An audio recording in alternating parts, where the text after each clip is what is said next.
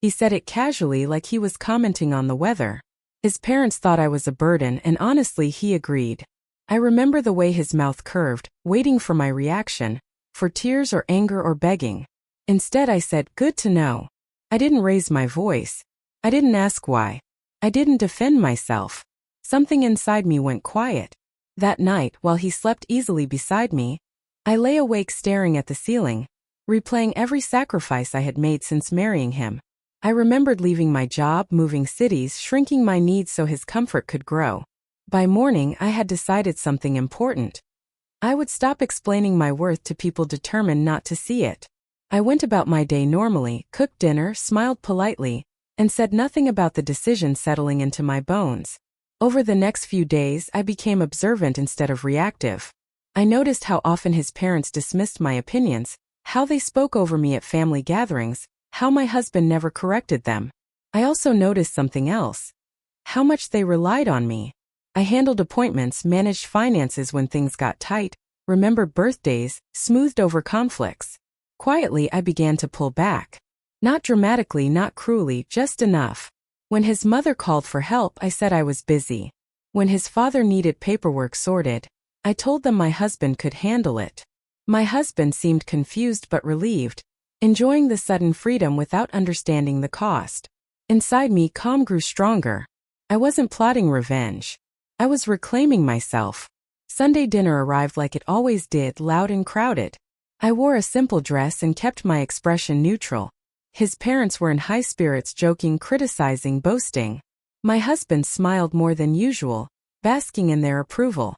Halfway through the meal, his father stood up unexpectedly. The room quieted. He looked directly at his son, not at me, and asked why certain bills hadn't been paid, why a business document had expired, why a family obligation had been missed. Questions I used to handle. All eyes turned to my husband. His confident smile faltered. He laughed nervously and tried to deflect, but his father pressed harder. Silence spread across the table. I kept eating, heart steady, hands calm. After dinner, the tension followed us home. My husband was irritated, embarrassed, defensive.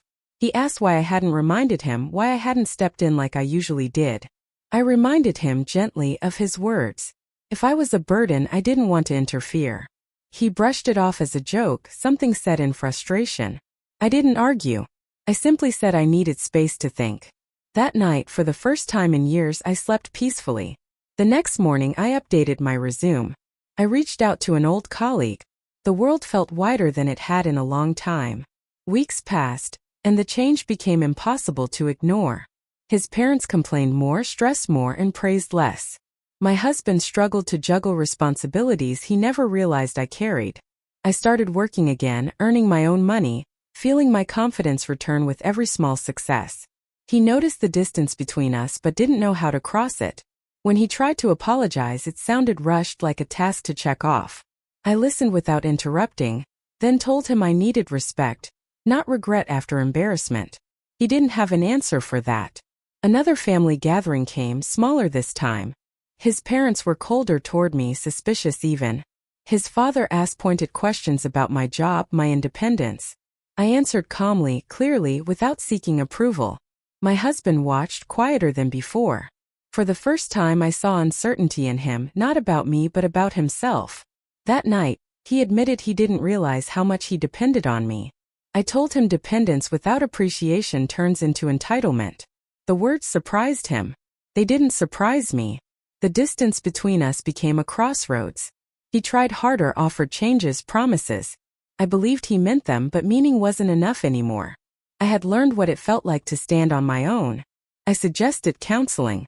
He hesitated, then agreed. In those sessions, truth surfaced, about his need for approval, about my silence, about the damage done. Healing was possible but not guaranteed. For the first time, I understood that staying would be a choice, not an obligation.